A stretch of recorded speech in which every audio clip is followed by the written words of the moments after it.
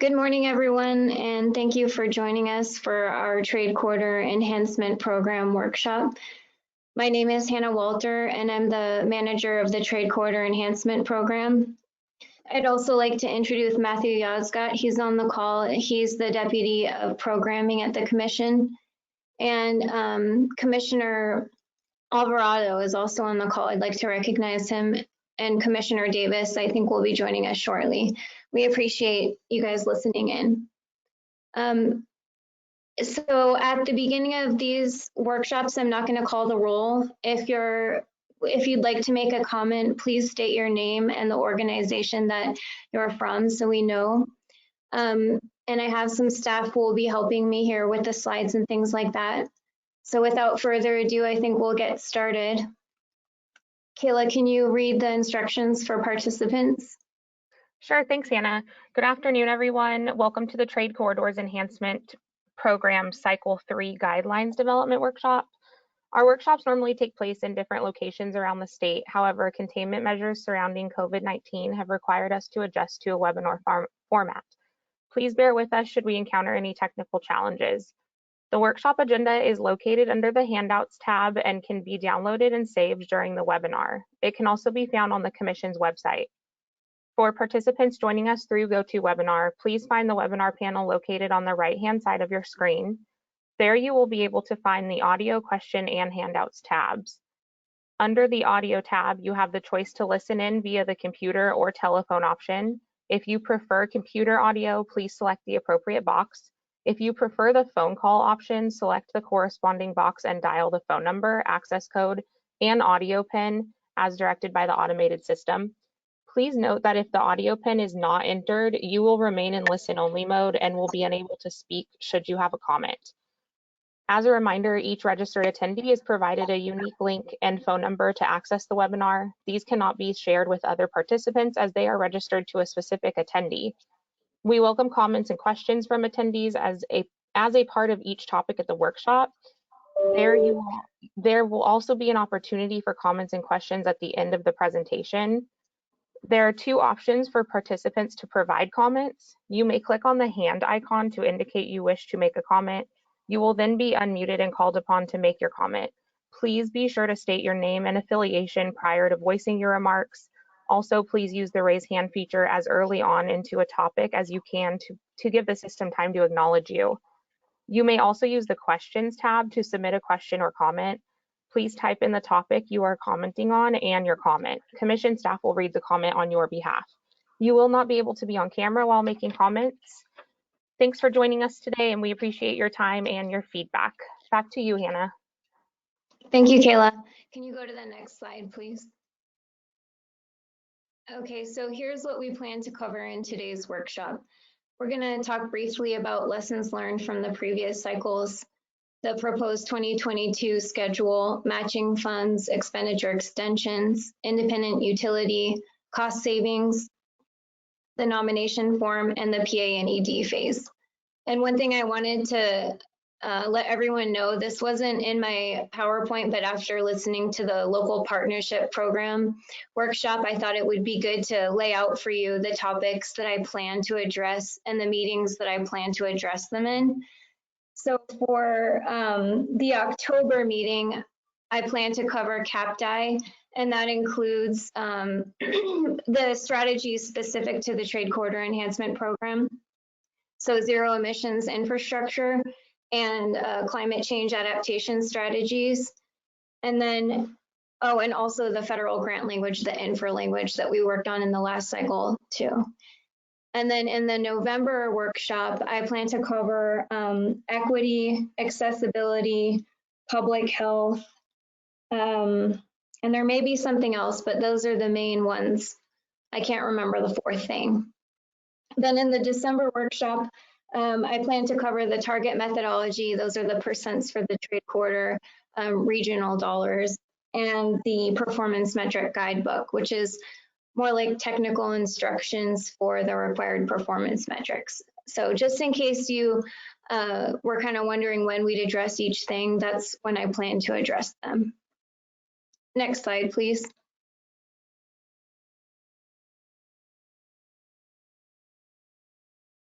You know, on this slide, I think the only thing I really want to touch on is the first bullet, and that is that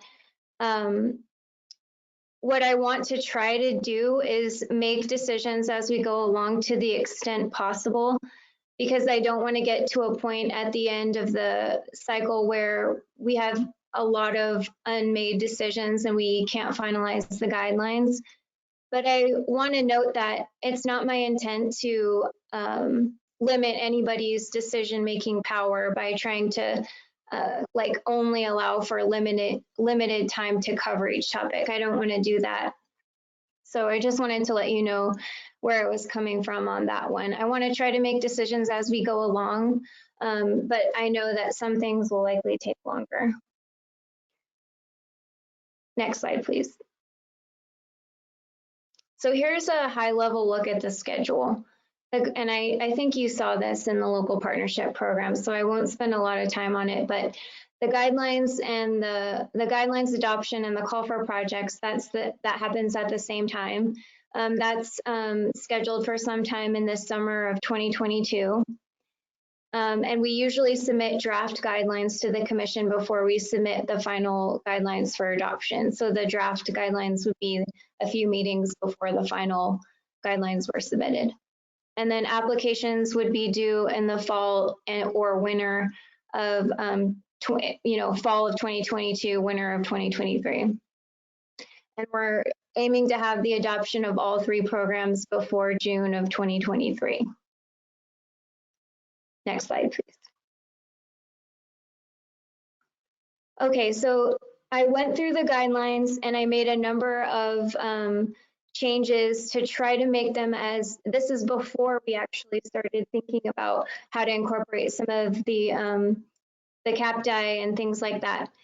But actually at the end of the last cycle, I went through and tried to make the guidelines as easy to read as possible and as usable as possible.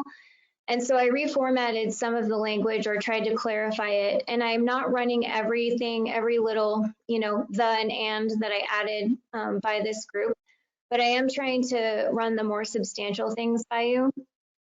So the first one that I added clarification on is the matching funds section. This language on this slide is not a new policy. It is something that, this is the way we have always calculated the local match. But I just wanted to make sure it was clear. So for those of you who may not be familiar with the program, let me go back. The program is funded with both federal and state special funds, which is 50% of the SB1 diesel tax. If you look at both of those funding sources as one pot of money, the federal and the state mixed together, the statute says that that money will be split 40% for projects nominated by Caltrans and 60% for projects nominated by public entities like RTPAs and MPOs and things like that. And you can be a private entity and submit an application, but you have to have a public agency sponsor to submit the application.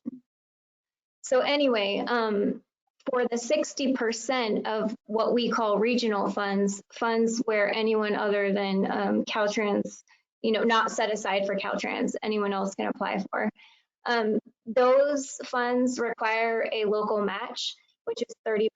So this is how we calculate the match. We calculate it by phase. It has to be 30% of whatever the regional funds you're requesting are. And so if you're requesting funds for the construction phase, we're going to take a look at what trade quarter funds you're asking for in that phase, and we're going to calculate a match for it. If you're asking for the funds in more than one phase, we'll calculate it separately for each phase. When calculating the local match, local funds that occur in fiscal years prior to the year that you're requesting trade quarter funds do not count. So if and this might have less importance in this coming cycle since it's only 2 years, but for example, if you had a project that was spanning fiscal year 22-23 and 23-24, and you wanted to ask for construction in fiscal year 23-24, you cannot show on your PPR, which is your fiscal information, you cannot show your local match occurring in 22, 23 because it won't count. We can't count it until the year that your trade corridor funds start. And that's because we want you to spend the funds at the same time. We want you to be spending your local funds at the same time that you're spending our state funds, unless you're getting permission to have non-proportional spending. And that's another section in the guidelines. But this is just what I'm clarifying here related to how we calculate the local match. So if you, and the other bullet I added is, if you break your initial allocation request into 2 or more separate allocations later on because you decide that you want to segment your project, the local match is going to be recalculated and you still need to have 30% on each allocation request. So if you decide to break your project apart into smaller pieces, we're going to recalculate the local match on your regional funds. So that's nothing new, but it is language I added for clarity. Are there any questions on that language? Hi, Hannah, Okay. it's Kayla. We do have a written question. Are you ready to take that? Sure. Okay, so this is from Kevin Busey, and he asked, we may budget local funds in the year prior as long as they are expended with the TCEP funds, correct? If you're going to do that, you have to request non-proportional spending, and you would want to state in your application that that's going to be a request that you're going to do. And it would be, and so then the approval of that would be subject to commission approval. So if you have local funds in both years, like the year before and the year that you're asking for trade corridor funds in, and it equals 30%, it's not a problem. But if you're trying to spend it before, you have to get special permission for that. Okay, that looks like, oh, I'm sorry, we do have one more written question that just came in. Sure. So this one asks, is there not a match on the Caltrans funding, the 40%? Correct. There's not a match on it. That looks like all the questions we have right now, and I'm not seeing any raised hands. Okay, great. Let's move to the next slide. Okay, so here's some potential new language. Now let me frame this a little bit for you. We're trying, as best we can as staff, to remain true to the intent that the taxpayers voted SB1 for, essentially to improve freight infrastructure. We want to remain true to that purpose. That's really important to me, while at the same time really thinking about how we can meaningfully, or practically might be a better word, include these things like equity or accessibility or public health that we've all been talking about, that CAPDI talks about. We've been looking through our guidelines and working together as staff to try to think about the best way to do that. We have some ideas. This language on this slide is one of them. We're going to rely on your input as stakeholders, because sometimes when we have ideas, we don't exactly know how these are going to play out practically. So your input is important. This is just an idea. But one thing we thought about is to offer a reduced match of 25% on projects from the other and the Central Coast regions. So if some people on the call don't know, California is broken up into different freight regions. The other and the Central Coast are typically the smaller and more rural regions. So what we were trying to get at with this idea was maybe, we could offer extra help to agencies that don't have as many resources and they're trying to get their projects funded. That was the idea behind this. But MTC had submitted a question to me on this slide, and they brought up a good point, which is that what about regions or projects where the county has more funds, but they also have more needs. And so they may have allocated all of their funds and still not met the outstanding needs that they have that are still as important. What about those types of situations? And so that's a good point, that's something to consider. So it might be hard to implement this idea consistently, but the language that we were thinking of says something like, well, it's here, but if it's a project from the other or Central Coast, the matching is 25% instead of 30. And if you have a project and you think you can justify why you don't have as many local funds available to support the project, then you can submit that justification, and we as staff would take a look at it and make a decision about whether we would recommend the 25 or the 30. So that's just an idea, but at this point, I'd like to kind of hear from you what you all think of that idea. Hi, Hannah. We do have some written questions regarding the matching funds, so I'll go ahead and read those right now. So the first one is from Dawn Batiste. She said, I appreciate the clarifications, but what is the goal and value of the strict match requirement versus the value of local investment and leveraging?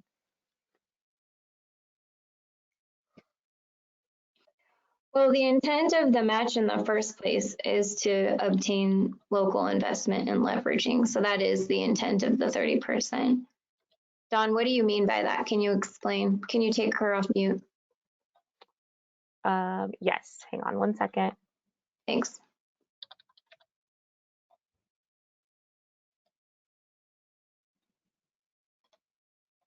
Dawn, you should be able to speak now. Yeah, Hannah, can you hear me? Yeah. Okay, so what I mean by this is, right, if I'm applying for TSEP for construction, but I have cleared my project environmentally, designed it, and acquired all the right-of-way with my local transportation dollars, that's a huge demonstrated local investment. And yet I'm still required to come up with a 30% during the construction phase.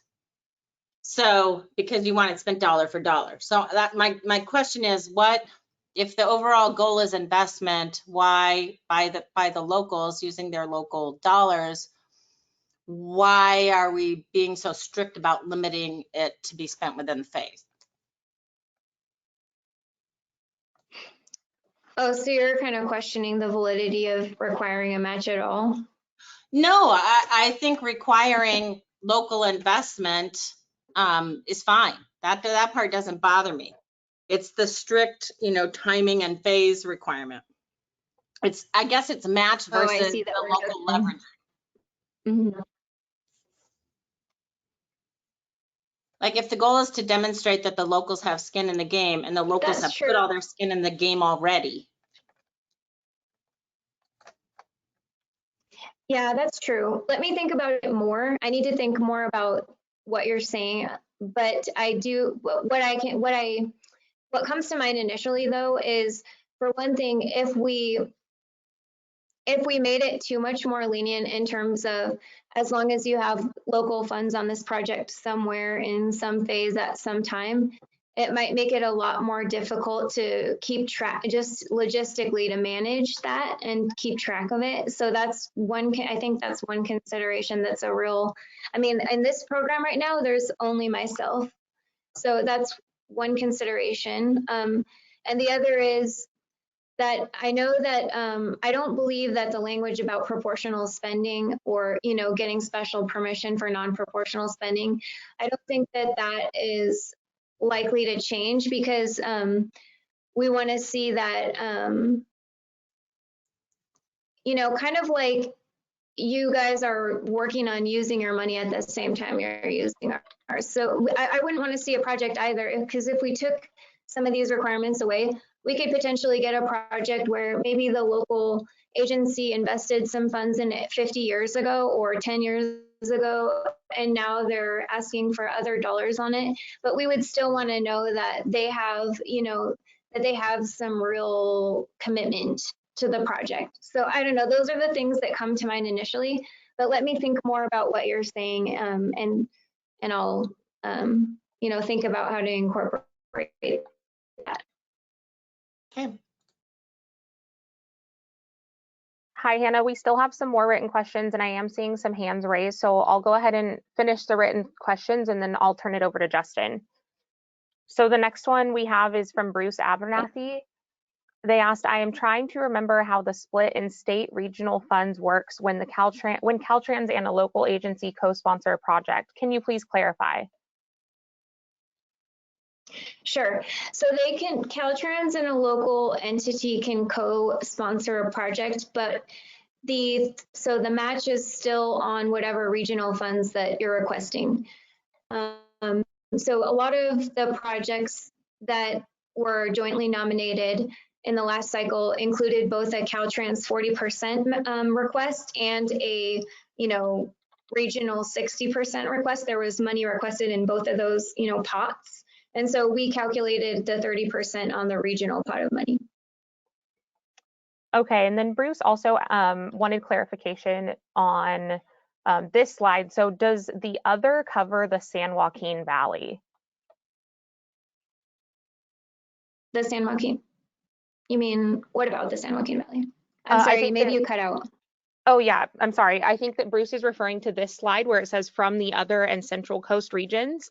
They're wondering if other covers the San Joaquin Valley.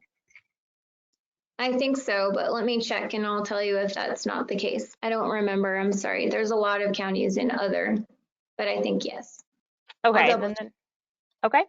And then our next question is from Sarkis Kachek.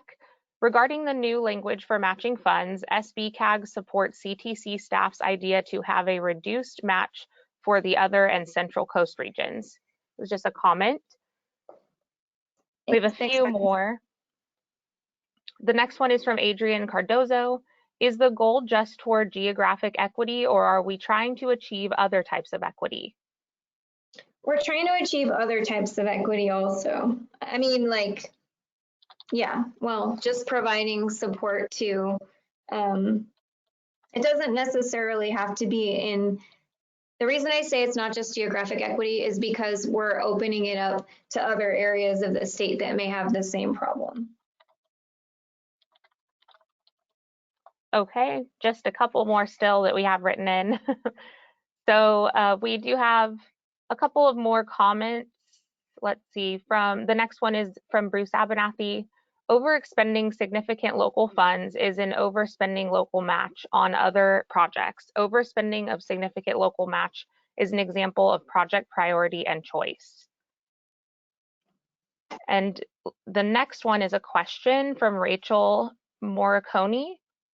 Piggybacking on Dawn, if a region is able to start construction sooner than when CTC has TCEP allocation capacity, would non-proportional spending make sense to help expedite delivery?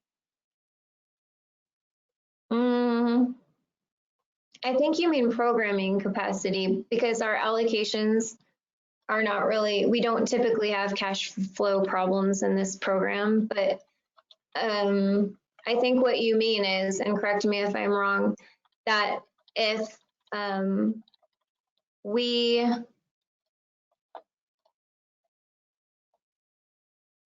if your project didn't get programmed in a particular cycle, but you still spent some local money on it, then could you kind of, take that credit with you into the next cycle if you reapplied? Is that essentially what you're saying? Rachel, you can go ahead and send another question or chat in if you need clarification. And my answer to that would be, yeah, that's an idea that is similar to Dawn's, but let me think about that more. I need to think about that, how that would really work. And there's some language about the match in statute, although it's not very specific. So let me go back and look at how specific it is to see what kind of leeway we have. But to be honest, I don't think that there's going to be too much flexibility in how far away from the year that you're requesting funds in that we're going to want to count the local match in. So we might be able to have some flexibility there to not make it the exact year that you're requesting funds in, but I don't think we're going to be able to make it, a lot different than that to go many more years out. And I need to also figure out some of the history behind our proportional spending language to see how much flexibility we have there, because this decision would also impact that. And I don't know how much flexibility we would have with that. So let me think about that more, and then I can get back to you. Okay, thanks, Hannah. We do have 2 more written questions, and then I'll hand it Okay. over to Justin for the hands raised.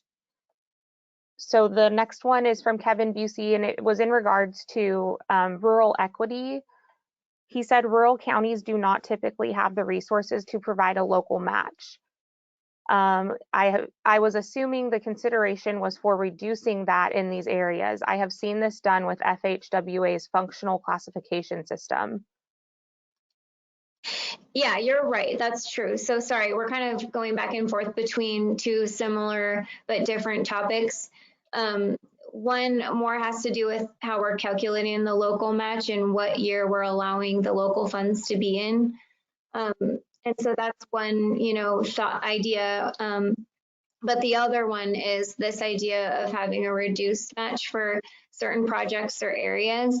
And for that idea about the reduced match, you're correct. Okay, and last one for written comments. This is from Heather Miller. How do you find out what freight region your county is in? It's in the guidelines, which are linked, the 2020 guidelines are linked on our Trade Corridor Enhancement Program website. Can someone post that link in the chat? Sure, we can do that. Okay, thanks. And you can, so if you go to the website and you go to 2020 program, it's like a bar at the bottom of the page, and click on it, you'll see the 2020 guidelines, and the regions with the counties in each region are listed in there toward the beginning. Can you Okay, go to Hannah. the next, or sorry, Yeah. are there any more comments? We do have one more, and then that's it for written comments. Okay. This one is a question. It's from Greg Walquez. I'm sorry, Greg, if I mispronounced your last name. When SB1 programs were first implemented, there was an intent for SB1 program funds to enhance applicants' ability to use these funds to leverage federal programs. How can TCEP in practice be pursued with the intent of leveraging federal grant funds? Looking at this, Yeah, you're right. a chicken and egg conundrum. Well, no, so the guidelines do deal with that idea. It's just not in this specific area, but let me tell you how they do. So for one thing, the guidelines say that we will give priority to projects that have invested discretionary federal funds, i.e. grant funds. So on the project, so we're already, when we're evaluating the projects, giving, priority to projects that have federal investment on them.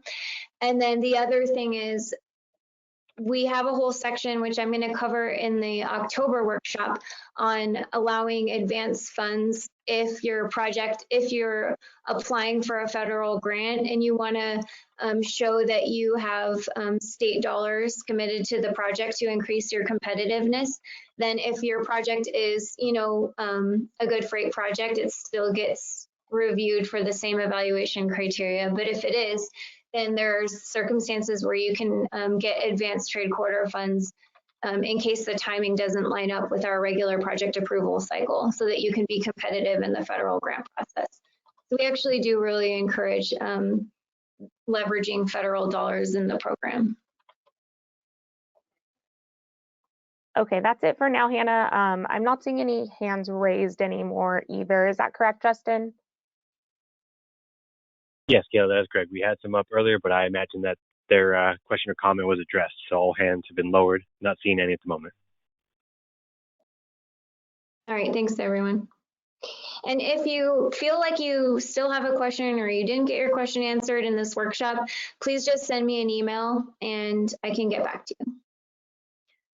So, okay, so expenditure extensions. The only change that I'm recommending is if you want, so the guidelines already allow you to ask for additional time for project delivery at the time of allocation. And there's no cap on that request. It's just if you know you need more time and you are submitting your book item to request funds for allocation, you can also at that same time request additional time for project delivery. And that includes expenditure extensions in there as part of your project delivery process. And I wanted to point that out, and that hasn't changed. But if you're going to ask for additional time for project delivery after allocation, then I'm saying that we should make that, you should be able to request 20 additional months instead of just 12, which was what the guidelines said before. Because on some of these big projects, or with some of the real challenges that people have been having, I think it's more realistic to allow for the 20 months. But please let me know what you all think. I'm open to hearing your thoughts on this. Hi, Hannah. We have a comment from Don Batiste just saying that yes, Sandag would support the full 20 months. Okay, great. Okay, let's move on. Okay, this is another clarification. Just wanted to make sure everyone was aware of this. So we have this section we added in last time about project segmenting, and I wanted to make sure it was clear that when you have a project that you're requesting construction funds for, it has to have independent utility. So even if you end up segmenting the project, in other words, breaking it apart into multiple pieces, or even if you already have done that and you know when you apply that you're only asking for one piece of the construction, you can't ask for a piece that doesn't have any benefits on its own. Every construction phase request that you submit needs to have independent utility. And I just wanted to make sure that that was clear. Do we have any questions or comments on that one? Not seeing any right now, Hannah. Okay. Let's keep going. Okay, so cost savings. This is another kind of clarification here. This came up in the last cycle. So this is a fairly simple concept, but sometimes it's difficult to articulate. So essentially, if you have a project and you experience savings on the project, then what we're trying to say here is, I'm just going to give you an example. Pretend you have a project and you have $100,000 on it. 50,000 is from the SHOP program and 50,000 is from the trade corridor program. And then you get a savings of $10,000 on your project. Something came in below cost and you don't have to spend that money. Well, then what we're saying is when it gets returned back to the pot it came from, it needs to go back proportionally based on the original amount of funding that went in. So in this example that I just gave, $5,000 would need to go back to SHOP and $5,000 would need to go back to trade quarters because they each funded the project 50-50 to begin with. So that's all that we're saying with that first bullet. And then in the second bullet, I'm saying that so if you took that 10,000 that went back to, 5,000 that went back to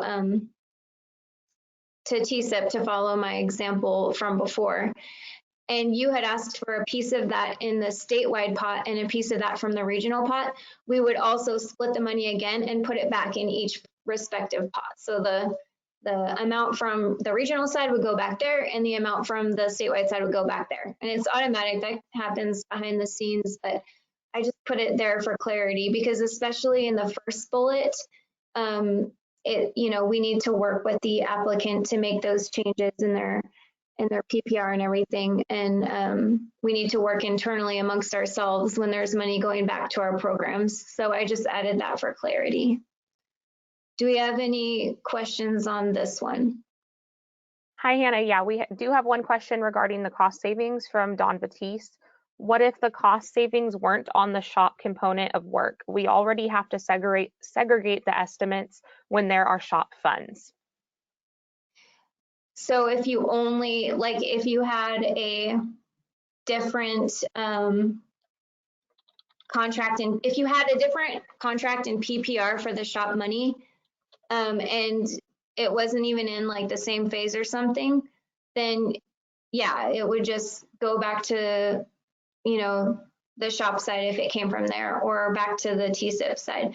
But the example I'm talking about is if you have one PPR and you have the same phase, funded from multiple programs, then this would apply. it looks like she sent in some clarification. She said that the same contract for overall work, but shop work came in at the estimate. We combined the projects. And then she said, okay, thank you for the clarification. Oh, okay. Yeah, in that kind of scenario, I talked to the shop staff and we'd decide how to split that out. And we'd probably, if it was only really like the shop work that the savings was on, then it would just go back to shop.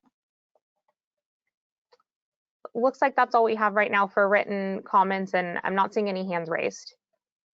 Okay, great. Thanks. Okay, let's move on. Okay, this one, I think this will be helpful to you. So hopefully this is a good change.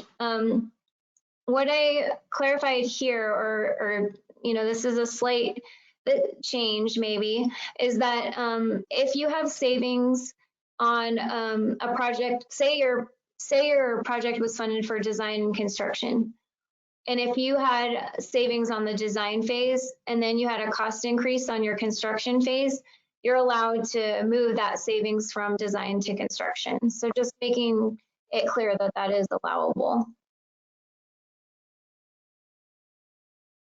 And that's it.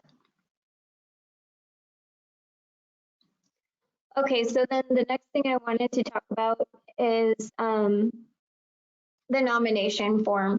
So after I finished the 2020 program, it got adopted. We all finished, I should say. Everyone did a lot of work on that.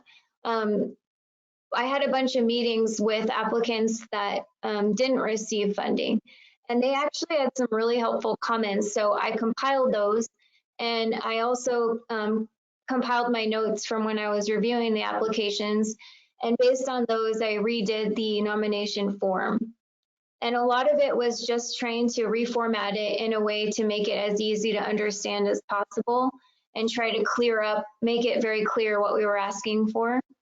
And so I just wanted to kind of highlight some of the changes I made. So in the intro, this is the section that I kind of print screened here. I just shortened some of the information. There was some information we were asking for that we also asked for later, so I took that out. And I tried to say how long of an explanation we were kind of looking for.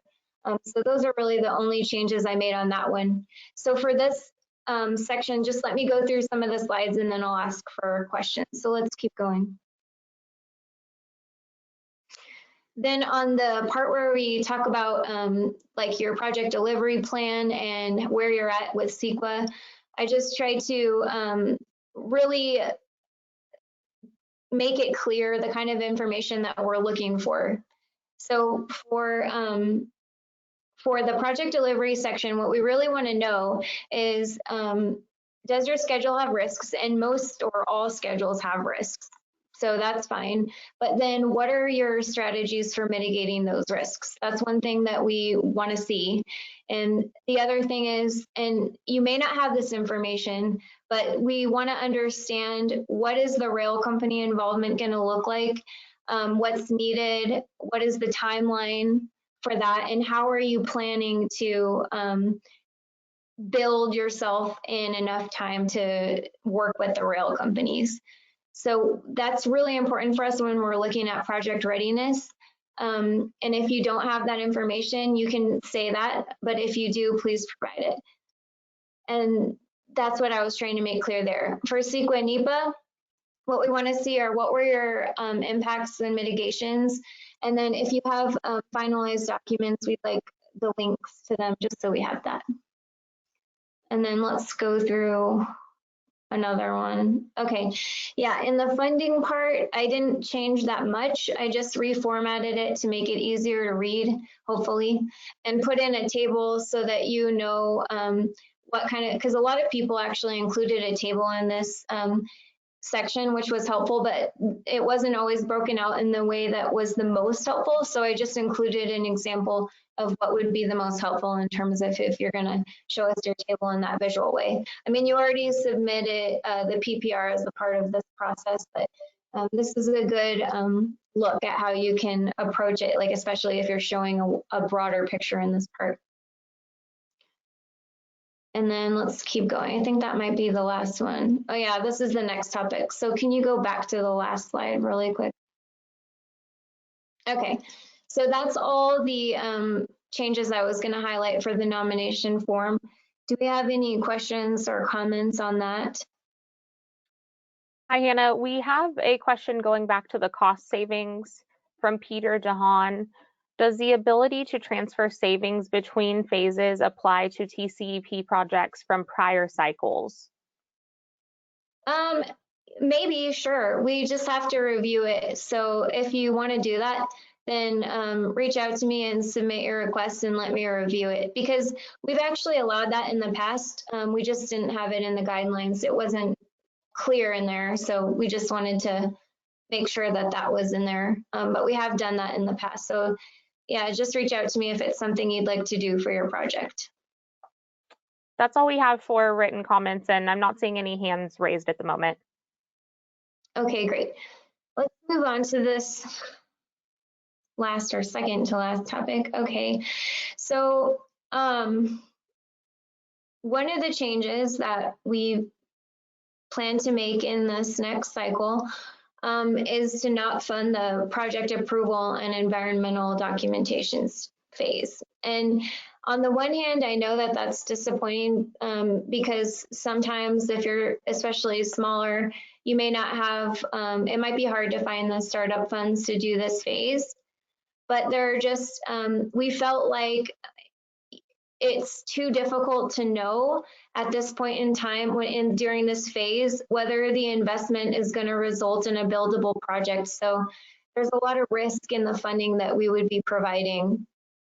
And it also makes it, well, I'll just stick with that. So there's just too many issues that need to be worked out during this phase. And so for that reason, we just have decided we don't plan on funding this phase. We want to wait until the project is a little more structured, a little more developed, and we kind of understand what the build option is and what the benefits are that we're going to be getting for these funds. But please tell me what you think about this. Hi, Hannah. We do have some written comments and questions coming in about this slide. First is from Don Batiste. Is the PA and ED limitation also going to apply to Caltrans sponsored projects? Often there's not enough ITIP funding to begin work to address a critical need. Yes, at this point, it's going to apply to all projects. So that's the idea. But thank you for your comment. I'm writing that down. Okay, just a couple more. This next one asks, does the project have to complete PA and ED to request the funds? You have to have completed PA and ED design and right of way in order to receive an allocation of construction funds. But you can request funds in any phase, whether or not the prior phases are done.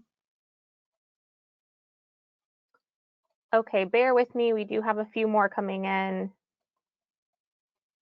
This next one is from Jillian Guizato. Regarding PA and ED no longer being eligible, will you then be requiring that PA and ED be completed at the time of TCEP application?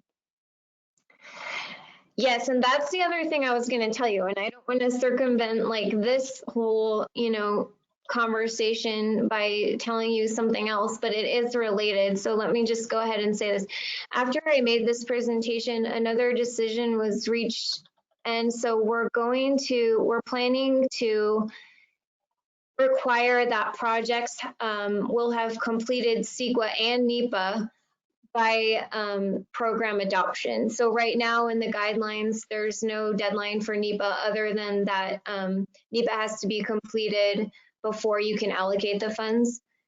And there's a 6-month deadline for CEQA. So you have 6 months from program adoption to complete your CEQA if you applied for funding in the program. But what we're planning to do is take that out and just say that in order to be eligible for funding, you have to have CEQA and NEPA completed at the time of program adoption. And that's because if we provide funding for one of the alternatives in your CEQA document, then it makes it hard to seriously consider some of the other alternatives that may be available. So we kind of want to let that process play out and then have that completed at the time that we're making decisions about funding. I mean, realistically, we will be making our recommendations before program adoption, but because the time frame is at program adoption, you'll pretty much know what alternative you're going with when you apply, if that's the case. So yeah, so that's the other plan. But so comments about not funding PA and ED and also having to have your CEQA and NEPA done at the time of program adoption. So we do have a couple more, Hannah, and then I see there are some hands raised, so I'll turn it over to Justin after I read the next two questions. So the next one is from Paul Hubler. If PA and ED is not funded from TCEP, then shouldn't previously expended local funds count towards the 30% match? Yeah, that's a good point, Paul. Let me take it back. I need to look up how much leeway we really have in statute and with the proportional spending language, and then I need to talk to my coworkers. So let me do that and then I'll get back to you, but that's noted. That's a good point. Okay, and last question for written, coming in as a written one. So this is from Peter DeHaan. In the past, the project study report was required to assure that the project had a reasonable cost estimate prior to programming. Why is an adopted environmental document now also required? Well, the project study report is still required, just to be clear. But also, the project study report gives us more assurance that you have the funds that you need. But the CEQA documentation, I mean, we still need to know. So what if your CEQA, you applied for funds in, I don't know, you applied for funds in the construction phase and you didn't have your CEQA documents done. And then we allowed you 6 months after program adoption to finalize those. Well, what if in that time, then you realized from working with people that you needed to go for a different alternative? We will have just funded or programmed money for an alternative that you're not even doing anymore. So we're trying to avoid that. And we want to make sure that the environmental side of your project has been pretty much planned out before we program funding to it. That's it for written questions, Hannah. I'll turn it to Justin now for some raised hands. Thank you, Kayla. We have a few attendees with their hands raised at the moment. Up first, we have Carrie Cartwright. Hi, Carrie. Hey, Hannah. Just a suggestion. So regarding the NEPA, as you may be aware, because of the issues with Caltrans assignment for NEPA, they typically do not do that for rail and actually any non-highway project, rail, port related, etc. And I don't know if you recall in cycle number one, I don't think you were involved, but it took like 6 months to get ultimately Caltrans to take on our NEPA for a rail project, the Pier 400 project. And it's completely out of our hands, and it's, you know, basically I'll use it loosely, the bureaucracy of basically permitting and programming. And so I would strongly recommend changing the NEPA requirement. And also, as you know, some of us apply for USDOT MARAD funds, and they have a completely different process, but they go through their whole NEPA. I got two TSIP projects where I'm doing double NEPA. I mean, I'm the poster child for streamlining. And so we're just waiting to finish up our NEPA for our one project where we have a baseline agreement already. I think you're taking it to your board in December. And so I think you need to remove the NEPA requirement or maybe change the language to allow for, at the CTC's discretion, allowances for more time for NEPA. And then this is a significant change because previous cycles, the environmental didn't need to be done. I mean, there was no requirement on the environmental. We only had, I think, 6 months after the environmental, you have to have the baseline agreement. So now you're accelerating this environmental significantly because there's only about maybe 6 to 9 months separation between the time the applications are submitted and the time you guys adopt your program. So for all intents and purposes, people have to have environmental done by the time they submit their application. And the way we work, Right. we have the luxury to do parallel design and environmental so that we do meet deadlines. But again, I would reconsider this deadline for environmental and definitely for NEPA. Okay. I mean, I definitely see what you're saying. And I think it's actually a good idea to allow maybe the opportunity for the commission to consider exceptions. In this case, Carrie, can I ask you a favor? Can you please send me an email and briefly articulate some of the points that you just raised? Okay. Do you mind doing that? Okay, thanks. Sure.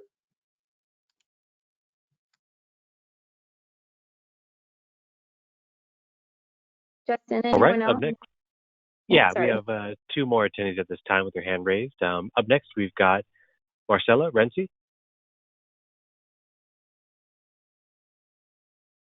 Marcella, you're free to unmute yourself and make your comment. Good afternoon. This is Marcella Renzi from BTA. And in the last 2 months, we have had 2 projects where Caltrans has told us that they will not complete the NEPA clearance until we have federal programming on the project. So this would create a chicken and egg situation here where since we typically bring our federal money in during the construction phase, we would simply not be able to compete in this program. Well, first of all, I understand what you're saying there. So I'm not but I do want to note that you could apply for the state fund portion because if you're relying on the NHFP dollars to get your NEPA, that part, you're right. That is true. And I'm going to need to think about, and I will take that back internally and discuss that because that's a good point. And I hadn't thought of that. So that's true. But you still can compete in the program. It would be for the state dollars. Okay, thank you. Up next, we have Angel Pyle. Hi, Angel. Hi, Hannah. So thanks for entertaining some comments on this. So I know that in some of your earlier slides that you were looking to make decisions kind of as we go along. So I don't know if you're looking for a decision today on this, but I'd really like to urge the commission to allow some additional time and consideration to hear further comment on this. Because I think that, Caltrans may have some concerns with this because there are limited other fund sources for pre-construction dollars. So I'm not asking for anything right now, but just urging the commission to take some additional time to have some further discussion on this and not to make a decision today on it. Okay, sure. Yes, we will. Let me take a minute to just talk through the process for a moment. That's a good point, Angel, and we will. Sure. Thank you, Hannah. I appreciate that. Yeah. So this is what I'm going to do. So at the end of this meeting, I'm going to recap. I think that essentially the two items that I need to get back to this group on are how flexible are we really with the matching fund requirements, and how are we going to address the concerns you've raised on eliminating this 6 months after program adoption and just making it at program adoption for CEQA NEPA. And for NEPA, it was you had even more leeway before because you didn't have to have it until you were ready to allocate. So I understand that you have concerns with that. So those are the two items I plan to follow up on, and this is how I'm going to handle those. I'm going to make a list of the concerns that you've raised today, and if people email me, I'll add those to the list. And then I'll have some discussions internally, and then I'll talk about these again at the beginning of the next workshop and just spend some time kind of saying, okay, so we looked at everyone's concerns or thoughts. We thought about it, and this is where we're at. We talked about it internally, and this is where we're at. So I plan to do that at the beginning of the next workshop, and that's kind of how we'll handle things that we need to follow up on between workshops. So I'll do that with this one as well, so we can think about that more. Hey, Hannah, this is Matthew. I just want to kind of dovetail that. So this is Matthew Osgott, Deputy Director for SB1 Programming. And that's a great point, Angel. Thanks for raising it. I think when Hannah was elaborating that, we want to make decisions on certain items in workshops and maybe put them behind us. I think that's an effort to get maybe some of the, pardon my phrase, but low-hanging fruit out of the way. And obviously, funding PA&ED and requiring CEQA and NEPA, clearance before we can program a project. Those are both, large concepts and large changes, and we certainly identify and acknowledge that, and would not. And this goes for all three programs, I think, which is why I'm speaking up, not to say be redundant to what Hannah said. But yeah, we are not aiming to close the discussion on big items like this in single workshops. We will, as Hannah mentioned, take things back, discuss it internally, and reflect on it in subsequent workshops. So just wanted to point that out.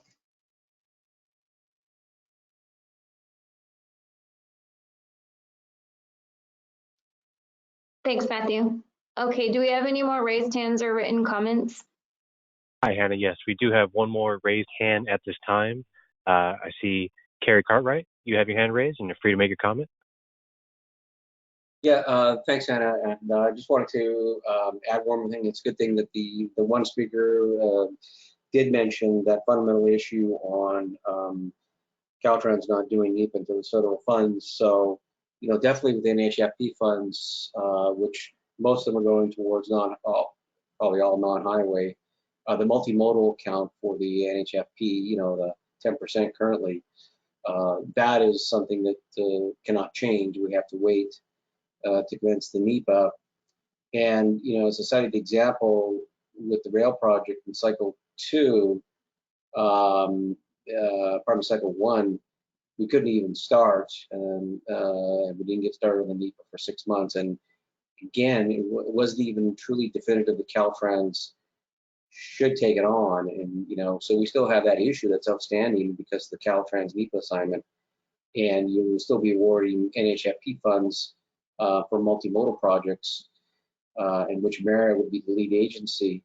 And I want to point out too that the infrastructure bill, for whatever form it passes, that being the federal infrastructure bill, will have more money for Merit program for these types of projects.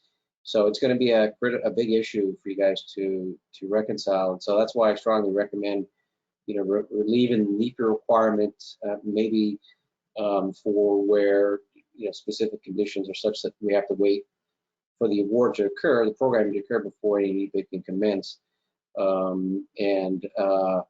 Saying I cited the example with our other project. So this is a significant issue. Yeah, I hear what you're saying. You're right. Okay. Hey, Hannah, this is Matthew again. I want to just call something out because I know that this is, first of all, I know you weren't planning on broaching the subject of CEQA and NEPA in this workshop, or at least I don't think you were. And I'm glad we're fleshing it out right now. This is going to be something that comes up in the other programs as well. And I just, I know we're very interested to hear the thoughts of our stakeholders. Clearly, when we make decisions that will be impacting the direction that the programs are going. I also want to call out that this isn't a situation where the commission is trying to be difficult for the sake of being difficult, and I'm not saying that that's what our stakeholders are think is happening, but we have heard from commissioners publicly that the point that Hannah made earlier regarding alternatives being funded and maybe preempting the ability to do that if we put funds on something that's pre at least CEQA clearance could pose a bit of a conflict. And I just want to say it's coming from a really thoughtful place at the commission, but we certainly respect the feedback that we're receiving and will continue to receive, I'm sure. But I just wanted to call out that I don't know that Hannah was prepared to have this conversation today. Not saying that it's not good that we are having the conversation, but we know that this will be a theme over the course of a couple workshops and possibly in the other programs as well. Yeah, and I hadn't really considered what BTA brought up, which is that, for the NEPA, if you're going to get your money from NHFP, you're not going to be able to finish your paperwork until, because they require you to have your funds allocated. So that is a conundrum that we will have to consider. So we'll talk about it more. Okay, I think we're at the end then for today of what I wanted to cover. And I'm going to restate two things. Number one, if you want to contact me, please email me at my email. I think that it was put in, wait, can you guys put it in the chat for people? Yes, we can do that, Hannah. Okay, thanks. And then the other thing is, in case you weren't on at the beginning, I just wanted to let everyone know, this is the plan of topics for the next two workshops. Okay, in the October one, October 21st, we'll talk about the matching funds and the NEPA CEQA at the beginning. And then we'll talk about the INFRA language, which is essentially the advanced funds language. It's the language explaining when you can get advanced funds for your project if you're trying to be competitive for a federal grant. And then we'll talk about the CAPDI strategies that apply to trade quarters, specifically to trade quarters. So like the climate change adaptation and the zero emissions for infrastructure. And so we'll cover those and how we're planning to incorporate those in the guidelines. And then in the November meeting, we'll talk about some of the other information areas we're going to ask for, like equity, public health, accessibility, and I think there may be one other one, which I can't remember offhand, but we've been working on it as staff. So we'll talk about those areas in the November workshop. And then in the December 13th workshop, that's November 10th.